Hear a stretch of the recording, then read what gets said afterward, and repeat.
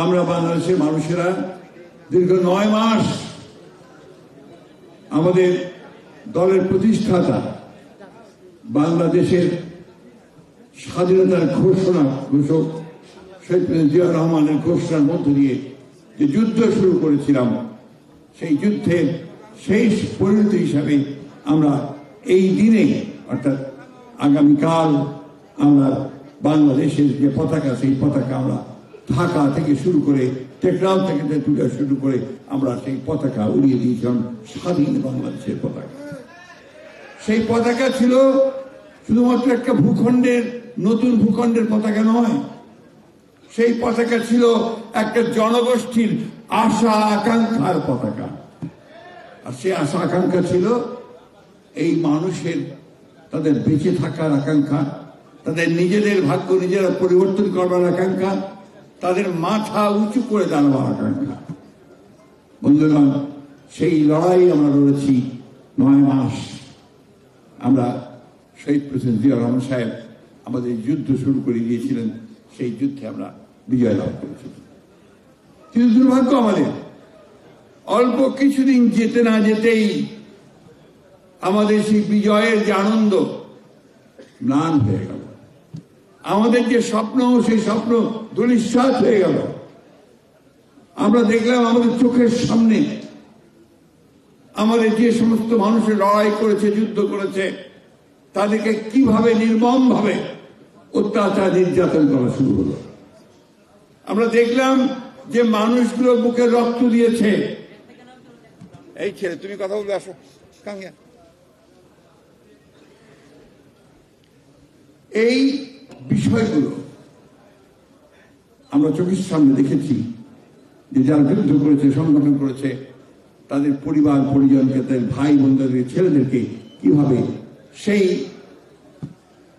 আওয়ামী লীগ যারা সেদিন ক্ষমতায় বসেছিল স্বাধীনতার পরে পরেই, তারা সেদিন কিভাবে তাদের সমস্ত স্বপ্নকে ভেঙে চুরমার করে দিয়েছে।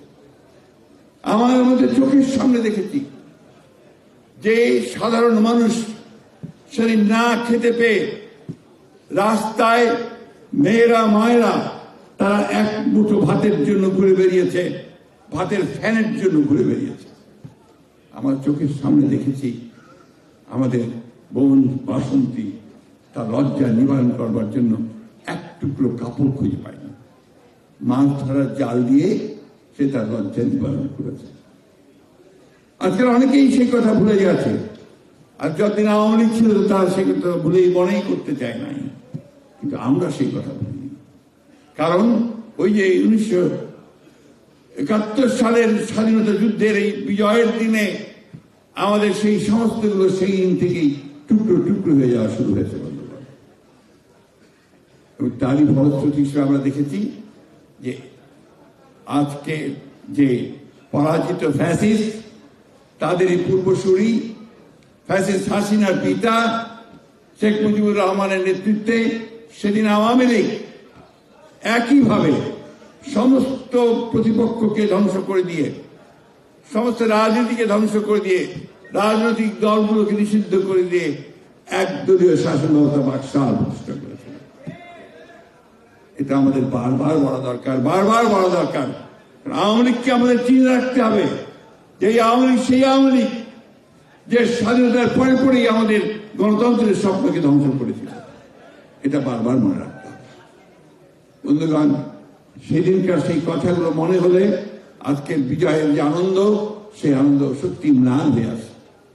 আমরা দেখেছি সেদিন শান্তি সেনের স্ত্রী, তার পুত্রবধূ এবং তাদের পড়শি হানিফা বেগমকে তুলে নিয়ে গিয়ে তৎকালীন রক্ষী বাহিনী দিয়ে কিভাবে তারা 21 দিন নির্যাতন করে তারা পাঠিয়ে দিয়েছে। আমরা দেখেছি প্রায় 30,000 তরুণ কিশোরকে তারা হত্যা করেছিল শুধু রাজনৈতিক প্রতিপক্ষ হওয়ার কারণে।